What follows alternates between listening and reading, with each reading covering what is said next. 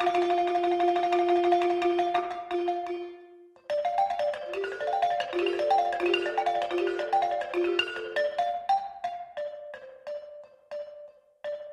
a organisé vraiment un grand gala à Sorano, présidé par le président Abdou Diouf et son épouse, président en exercice de l'Organisation de l'Union africaine, l'OUA.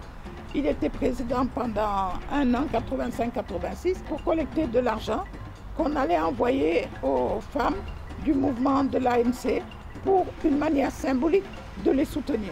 C'était dans le contexte de notre mobilisation, notre engagement pour soutenir les femmes en lutte contre l'apartheid.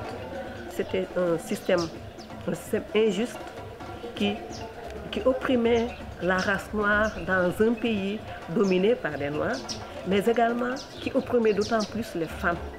Les femmes souffraient davantage que les hommes et les femmes menaient des combats qui n'étaient pas rendus visibles par les médias. Ce n'était pas seulement une question féminine, c'était une question de liberté, de droits humains. Ça a été une grande soirée et on a eu la participation de la plupart de nos artistes, Baba Mal, Ismaël Lo. On a choisi une organisation en Afrique du Sud qui était crédible et pour donner de l'argent là-bas.